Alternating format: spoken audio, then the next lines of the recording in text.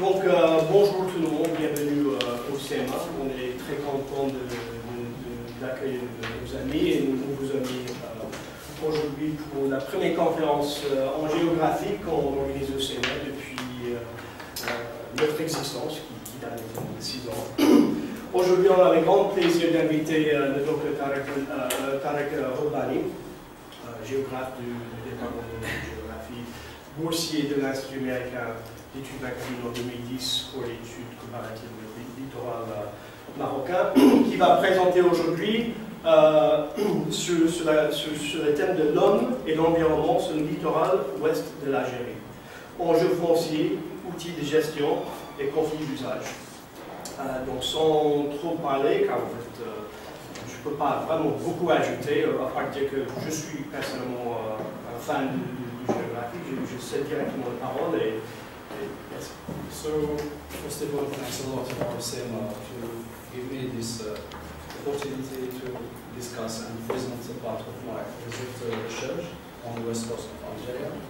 And I hope that we can work together and make a good scientific relation between CEMA and our Department of Geography and Planning around the new and interesting human territorial topics. So, thank you very much. Donc, notre conférence traite de la question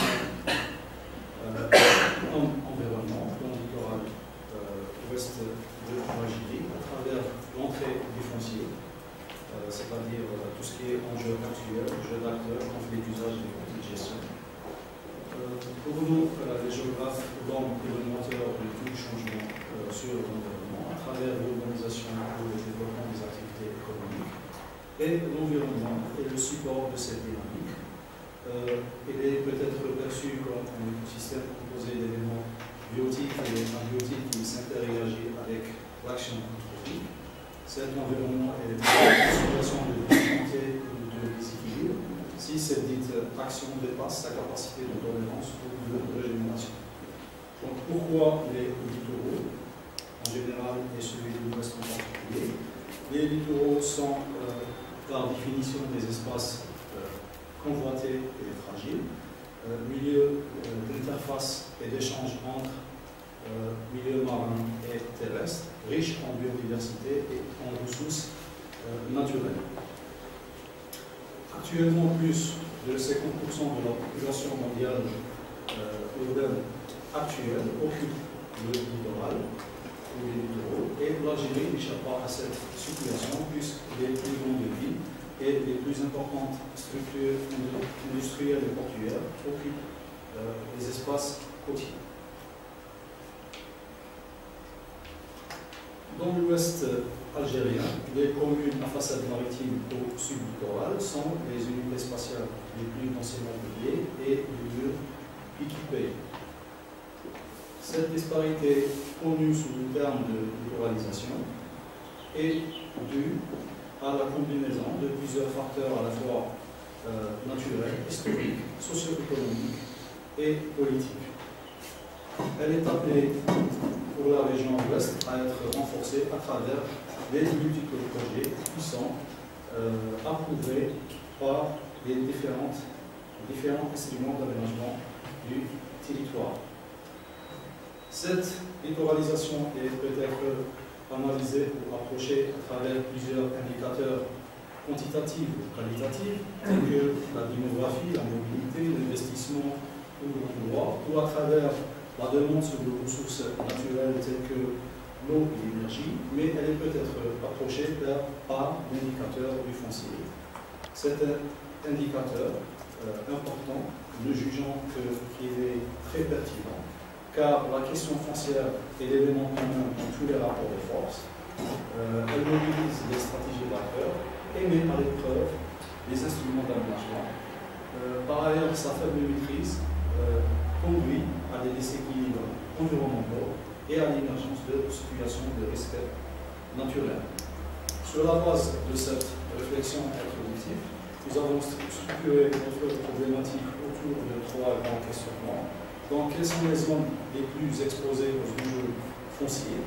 Quels sont les acteurs les plus influents? Et comment s'articulent les instruments d'aménagement avec les pratiques locales dans l'accès au foncier? Et est-ce que la question de la protection environnementale est-elle prise en charge par les outils d'aménagement et les différents acteurs dans le processus d'accès au foncier?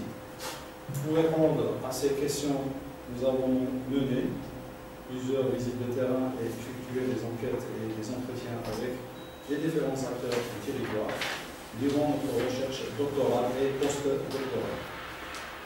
Dans un premier temps, nous avons remarqué que les rapports de force où les enjeux étaient plus complexes et plus importants dans les zones de contact pour les interfaces entre deux milieux à logique différente, milieu urbain, milieu rural, milieu marin, milieu terrestre, milieu naturel, milieu anthropisé, etc. Un essai de typologie de la répartition spatiale de ces enjeux selon le niveau d'urbanisation des zones côtières nous montre que pour les zones côtières anciennement et fortement urbanisées sur le littoral ouest tel que Oran, Arzew, Mostaganem, Binisaf ou même Razavat, que les enjeux sont beaucoup plus concentrés entre milieu urbain et milieu agricole de périphérie ou périmètre industriel et périmètre urbain ou agricole.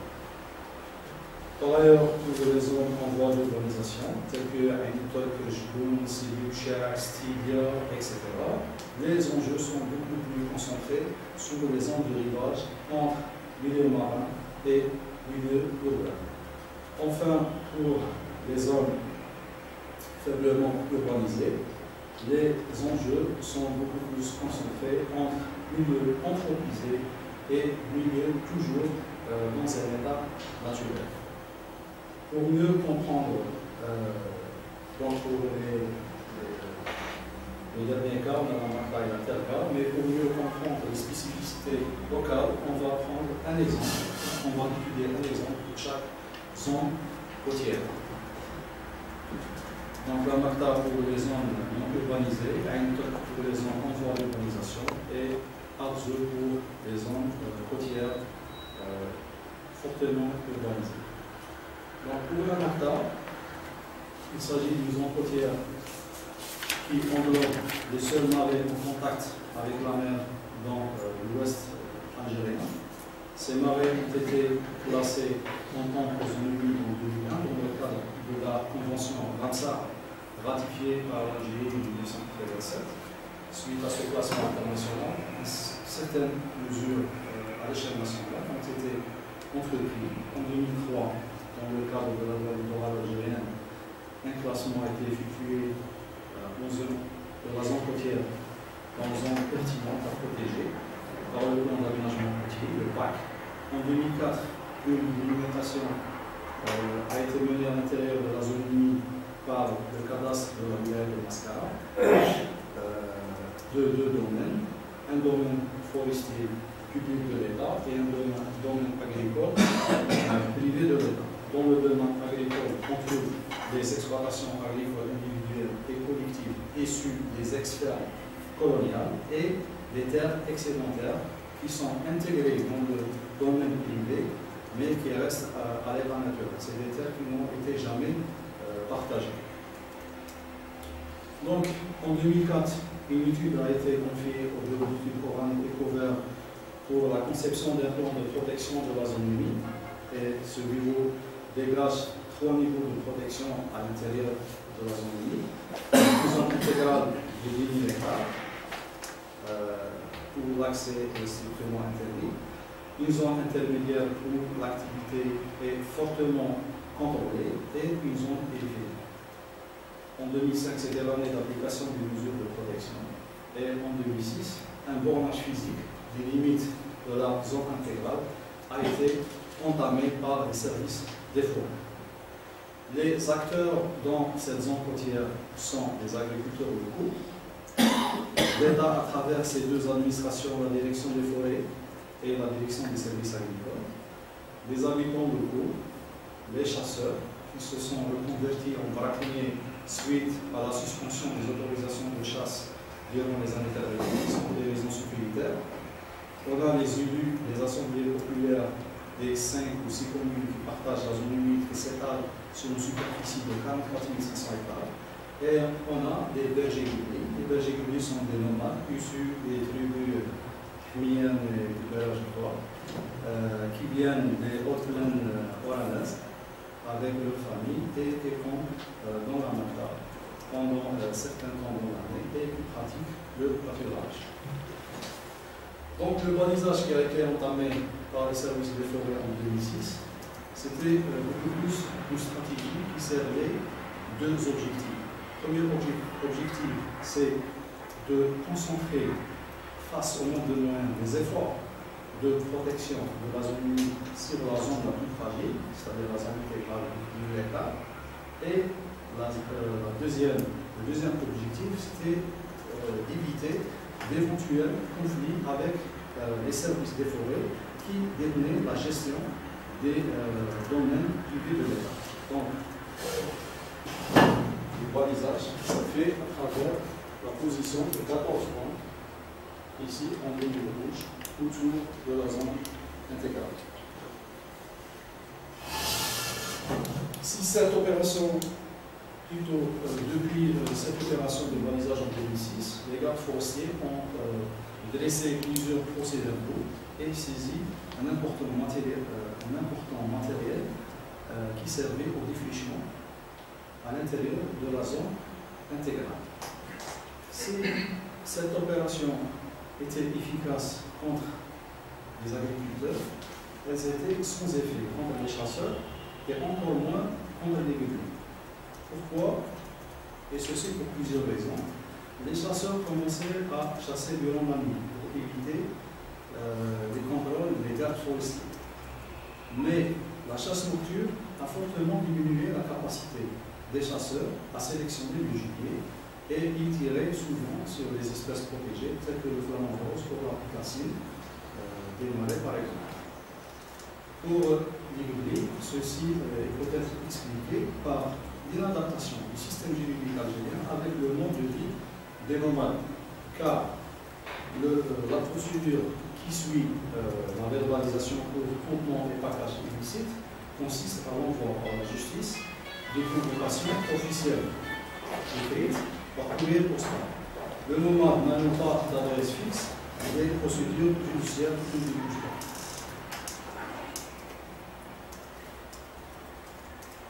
Un deuxième problème à citer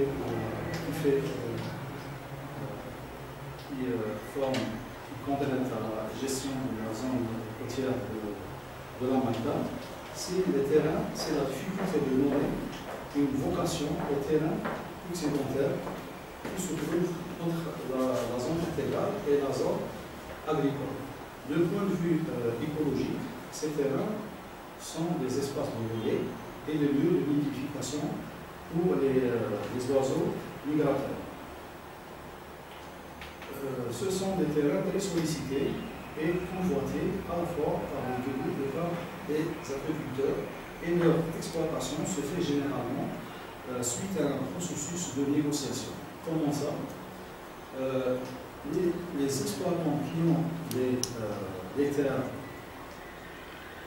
des herbacées à la limite des terres excédentaires, autorisent les guibliers à déposer un clos et tente dans leur terre.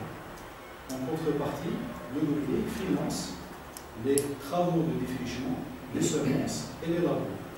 Après que l'agriculteur finit, achève et achève la moisson, le guiblier lâche son troupeau. Ces terrains à sol très fertile et reposé peuvent donner ou peuvent produire jusqu'à 60 quintaux à l'hectare, alors qu'une terre d'une même superficie à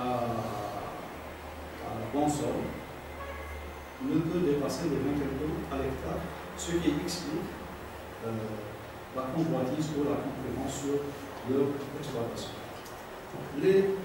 La direction de l'agriculture devait lutter ou interdire ces actions.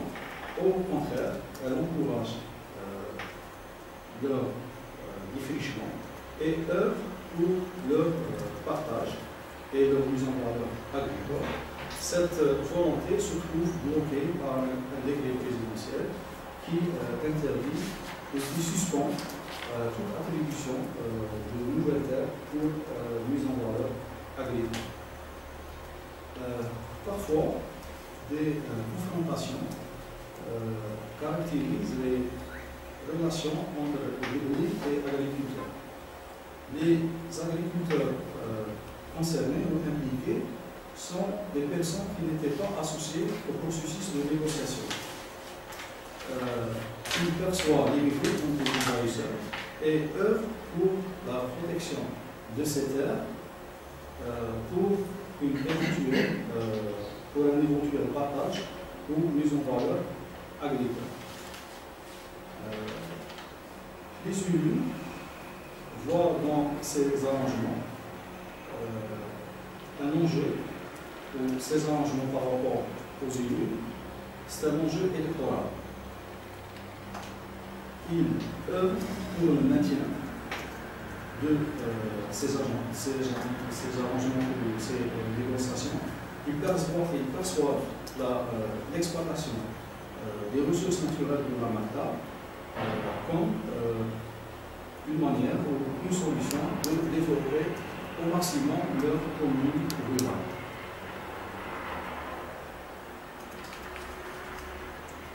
Pour le deuxième cas de Ain Tok, une concurrence ou des conflits autour de l'urbanisation du rivage de Ain Tok est la source où c'est la cause de l'apparition d'une urbanisation incontrôlée et dangereuse au niveau de la côte.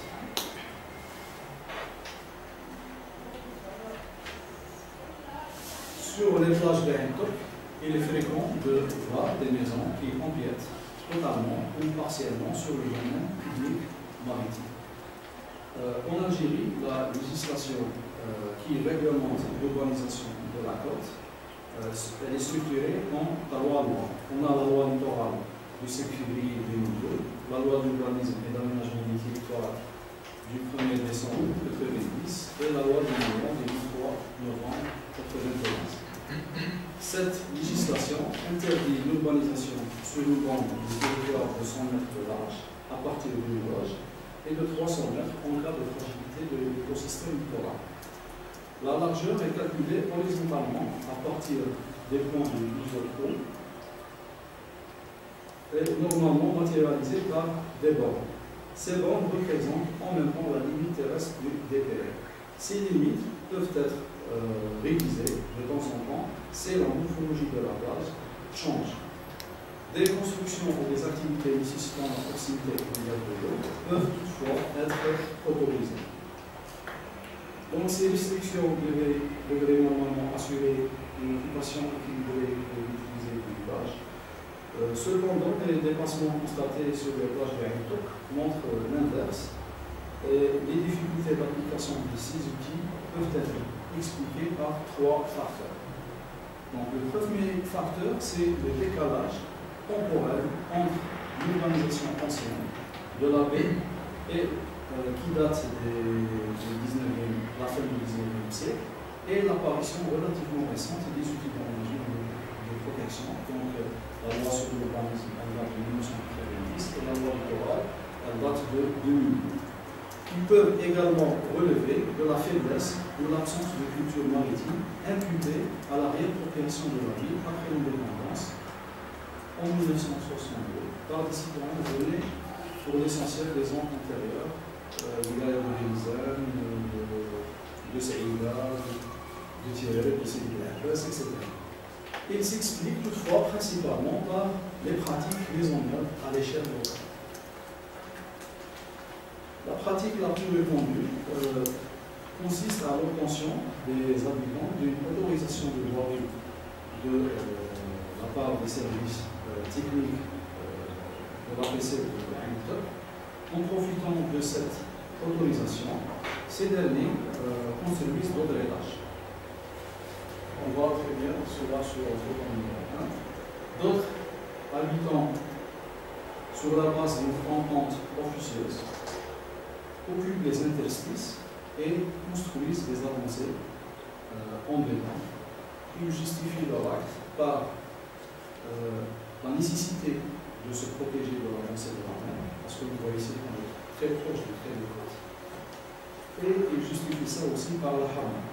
La harma, c'est-à-dire qu'ils ne veulent pas voir des gens en maillot de main circuler devant le port. Mais ceci cache notre volonté, c'est d'élargir l'assiette foncière pour une éventuelle location pendant la saison estivale. Ici, la location à une toque peut aller jusqu'à 8 millions de centimes pendant l'été. D'autres stratégies de nature familiale consistent à l'obtention des pêcheurs d'une autorisation pour la construction d'un garage à bateau. Une fois le garage est construit, ou l'abri est construit, il se transforme en maison pour la famille des pêcheurs. On voit cela sur cette photo. Les catégories les plus défavorisées creusent des cavernes dans la falaise calcaire. L'urbanisation des plages de Habitok se fait aussi à travers l'augmentation de la construction officielle d'établissements touristiques, en profitant de l'article numéro 18 de la loi littorale et l'article numéro 45 de la loi d'urbanisme et d'aménagement qui autorise la construction sur les plages en cas de nécessité, de débauche de la mer. Profitant de ces deux articles, les promoteurs construisent leur hôtel puis d'eau. L'empiètement sur le domaine public maritime entraîne le paiement d'une redevance, de simple redevance pour le service des domaines. Dans ce contexte d'urbanisation difficile, la gestion de l'élevage de la Habitok est plus conflictuelle que jamais. Des conflits entre habitants de l'élevage sont devenus un vrai casse-tête pour l'administration entre groupes dépendant de l'assiette foncière et grands livres de maison et entre habitants qui veulent garder la forme originale de maison.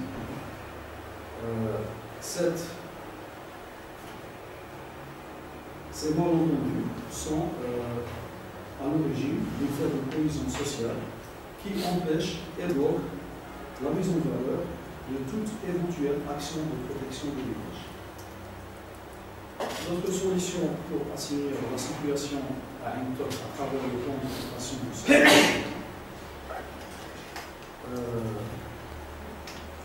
est caractérisée par l'opposition de l'administration contre les collectivités locales. Les deux bureaux d'études qui étaient responsables de la conception des trois POS couvrant le rivage proposent la récupération des plages, c'est-à-dire on rase tout ce qui est illicite, et d'aménager un boulevard de front de mer. Cette option d'aménagement illustre très bien les orientations des plans directeurs d'aménagement de la commune de Habitok et du plan d'aménagement de la wilaya qui veut promouvoir Habitok en pôle touristique. Mais cette option demande beaucoup de moyens financiers, un plan d'indemnisation et d'expropriation des gens qui déjà habitent les zones de plage et un plan de protection des PM que les collectivités locales ne peuvent assurer, ce qui explique la réticence des élus et la non-approbation du poste est une stratégie qui permet d'éviter des conflits, d'éventuels conflits avec les habitants de plage. Pour le troisième cas, qui est le cas d'Arzeu,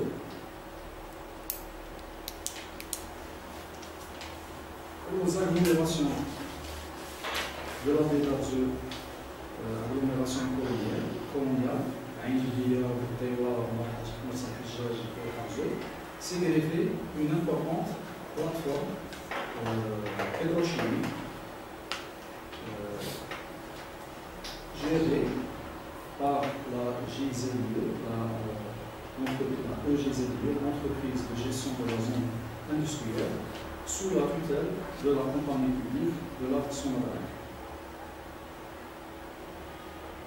L'implantation industrielle dans la baie implique le paiement d'une redevance aux 4 communes qui partagent la baie, Arzeu, Aïdibia, Taïwa et Marsa et Fiji. Pour 2006, le total de cette redevance a atteint les 86 milliards de centimes, soit 86 millions de dollars. Ce qui place ces communes dans la catégorie des communes les plus riches en Algérie. Malgré ce budget conséquent, l'implication de l'opérateur qui gère la zone industrielle dans la gestion spatiale de la baie reste négative. Et on peut démontrer ça à travers 3 cas concrets. Le premier cas, c'est la prise de décision unilatérale par le GZIA d'aménager des parcelles à l'intérieur, des parcelles qui appartiennent à l'intérieur de l'agglomération de Aïdibia sans la consultation de la municipalité ou sans concertation avec la municipalité de Aïdibia. La construction de quartiers d'immeubles dans ces parcelles pour les cadres de la Somalie a forcé la municipalité à livrer, j'ai oublié l'idée, le problème qui se posait ici, c'est que le projet se trouve à côté d'un pipeline à forte pression. Donc, c'est un site non fécondé ou non urbanisable. Donc, la prise de décision unilatérale de GZIA construire sur ces terrains a forcé la municipalité à délivrer un permis de construire quand ce projet n'était pas approuvé par le plan directeur d'aménagement du territoire urbain de Bordeaux. Le deuxième cas, c'est suite à l'expansion du périmètre industriel pour l'implantation des nouveaux complexes ou unités de raffinage, a nécessité le déplacement de tout un village, le village de Boucheria, vers une zone sud des Oran. Donc on a ici enregistré la test et le cimetière de la présence de ce village côtier. Plus ce déplacement, donc la récupération de plus de 2000 hectares pour l'implantation des infrastructures industrielles. L'indemnisation des agriculteurs qui tenaient les actes de jouissance de ces terres était faite sur la base, par les domaines, et était fait sur la base des prix fixés par les domaines. Mais aux yeux des exploitants de ces OAC et ces prix d'indemnisation étaient loin du prix réel du terrain, d'une part, et en décalage avec les sommes colossales qui vont être investies dans cette partie du littoral. La justice saisie par ces agriculteurs tranche en faveur des premiers prix qui a été fixé par les services des domaines. Le troisième cas, c'est la construction des murs de clôture autour du périmètre industriel en 1990 pour sécuriser la zone pétrochimique d'Arzeu. Néanmoins, ce mur de clôture a l'accès à la mer pour les habitants des agglomérations côtières. Donc, quoique c'est des agglomérations côtières, elles se trouvent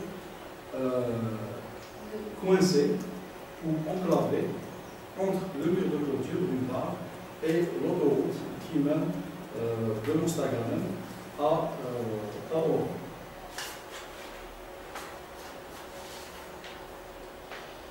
Donc cet isolement des agglomérations côtières pourra désormais conduire à une démaritimisation de la société littorale au niveau de cette pays.